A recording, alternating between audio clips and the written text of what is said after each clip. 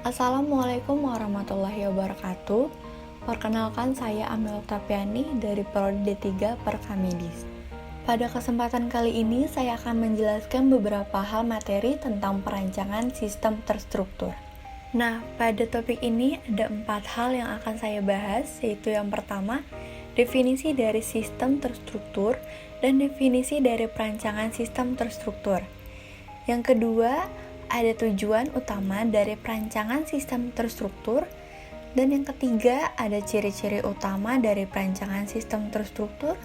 Yang terakhir yaitu kelebihan dan kekurangan dari perancangan sistem terstruktur.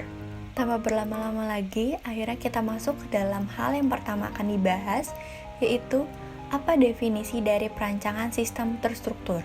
Saya akan menjelaskan 2 definisi, yaitu definisi dari sistem terstruktur yang merupakan pendekatan formal untuk memecahkan masalah dalam aktivitas bisnis menjadi bagian-bagian kecil yang dapat diatur dan berhubungan untuk kemudian dapat disatukan kembali menjadi satu kesatuan yang dapat digunakan untuk memecahkan masalah. Selanjutnya ada pula definisi dari perancangan sistem terstruktur yang merupakan aktivitas mentransformasikan hasil analisis ke dalam suatu perancangan untuk dapat diimplementasikan atau diotomasikan. Nah, metode perancangan sistem terstruktur bisa juga disebut struktur analysis and design atau biasa juga disingkat dengan SSAD, diperkenalkan pada tahun 1970 yang merupakan hasil turunan dari pemrograman terstruktur. Pembahasan selanjutnya, apa saja sih tujuan utama dari perancangan sistem terstruktur ini? Tujuan dari perancangan sistem ini ada 2, yaitu yang pertama untuk memenuhi kebutuhan kepada pemakai sistem, dan yang kedua untuk memberikan gambaran dan rancangan bangun yang jelas serta lengkap kepada pemrogram komputer yang terlibat, dan biasanya yang terlibat itu pekerja atau ahli-ahli sistem pemrogram komputer. Selain dari tujuan utama yang disebutkan tadi, ternyata ada juga ciri-ciri utamanya. Nah, apa saja sih ciri-ciri utama dari perancangan sistem terstruktur? Ciri-ciri yang pertama yaitu merancang berdasar modul. Perancangan dalam sistem terstruktur ini nantinya akan menjadi modularisasi. Dan modularisasi ini adalah proses yang membagi suatu sistem menjadi beberapa modul yang dapat beroperasi secara independen. Ciri-ciri utama selanjutnya yaitu bekerja dengan pendekatan top-down. Jadi, dalam perancangan sistem terstruktur ini dimulai dari level atas, yaitu secara global yang kemudian diuraikan sampai ke tingkat modul atau secara rinci. Ciri-ciri yang ketiga yaitu dilakukan secara iterasi.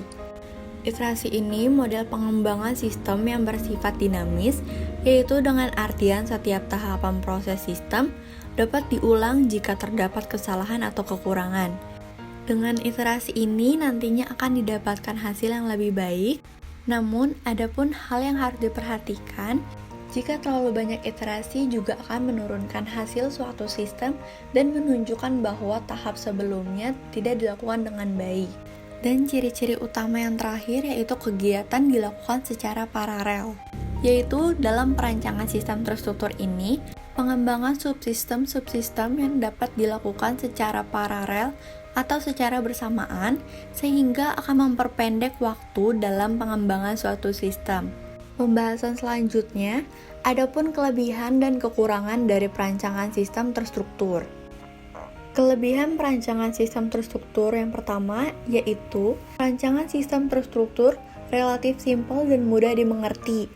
Karena perancangan sistem terstruktur ini merupakan pendekatan visual, hal ini membuat metode dalam perancangan sistem mudah dimengerti oleh pengguna atau programmer. Yang kedua, perancangan sistem terstruktur ini merupakan metode yang diketahui secara umum pada berbagai industri, sehingga dapat diterapkan dengan secara mudah.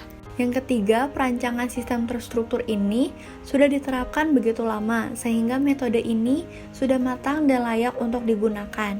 Dan yang keempat, perancangan sistem terstruktur ini memungkinkan untuk melakukan validasi antar berbagai kebutuhan. Hal ini berguna untuk pembuktian dari suatu tindakan atau proses dalam sistem. Selain ada kelebihan, tentunya ada kekurangan. Nah, berikut kekurangan yang ada pada perancangan sistem terstruktur. Yang pertama yaitu berorientasi utama pada proses, sehingga perancangan sistem terstruktur ini mengabaikan kebutuhan non-fungsional. Yang kedua, perancangan sistem terstruktur tidak memenuhi kebutuhan terkait bahasa pemrograman yang berorientasi objek. Yang ketiga, sedikit sekali manajemen langsung yang terkait dengan perancangan sistem terstruktur ini. Dan kekurangan yang terakhir pada perancangan sistem terstruktur yaitu interaksi antara analisis atau pengguna tidak komprehensif, karena sistem telah didefinisikan dari awal sehingga tidak adaptif terhadap perubahan atau kebutuhan-kebutuhan yang baru. Nah, itulah sedikit penjelasan dari saya mengenai materi perancangan sistem terkait. Kurang lebihnya mohon maaf. Akhir kata dari saya, wassalamualaikum warahmatullahi wabarakatuh.